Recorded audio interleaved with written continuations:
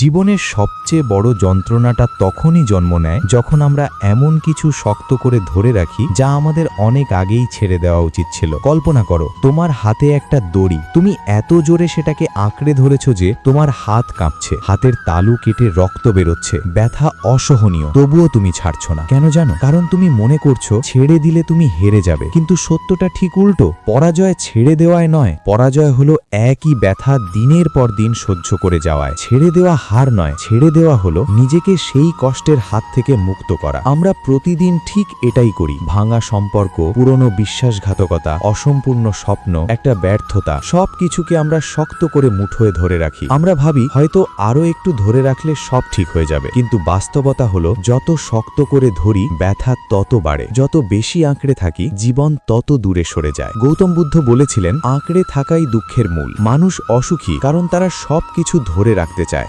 মানুষ, পরিস্থিতি, স্মৃতি, এমনকি যন্ত্রণাও। কিন্তু যেদিন আমরা ছেড়ে দিতে শিখি সেদিনই শান্তির দরজা খুলে যায়। কল্পনা করো, তুমি যদি জল মুঠো করে ধরতে চাও, জল আঙুলের ফাঁক দিয়ে বেরিয়ে যাবে, কিন্তু যখন তুমি হাত খুলে দাও জল তখন থাকতে পারে, প্রবাহিত হতে পারে। জীবনও ঠিক তেমনই, তুমি যত বেশি ধরে রাখবে জীবন তত বেশি সরে যাবে, আর যখন ছেড়ে দেবে জীবন নিজেই তোমাকে এমন জায়গায় নিয়ে যাবে যা তুমি কল্পনাও করনি। একটা গল্প শোনো। একটা ছেলে ছিল, তার সম্পর্ক ভেঙে গিয়েছিল। দিন রাত সে একই মানুষের ছবি দেখত, সোশ্যাল মিডিয়ায় ঘন্টার পর ঘন্টা কাটাতো, পুরনো স্মৃতিতে বেঁচে থাকতো। সে ভেবেছিল হয়তো ধরে রাখলে সে ফিরে আসবে, কিন্তু বাস্তবে কি হলো জানো? তার জীবন থেমে গেল, স্বপ্ন হারিয়ে গেল, হাসি হারিয়ে গেল। একদিন সে সিদ্ধান্ত নিল আর না, এবার ছেড়ে দেবে। সে নিজের দিকে মন দিল, নিজের কাজ, নিজের ভবিষ্যতের দিকে। আর যেদিন সে সত্যি ছেড়ে দিল সেদিন থেকেই তার জীবন বদলাতে শুরু করলো। ছেড়ে দেওয়া কোনো দুর্বলতা নয়, ছেড়ে দেওয়াই আসল শক্তি। বুদ্ধ বলেছিলেন, যখন আমরা আমাদের আকাঙ্ক্ষা,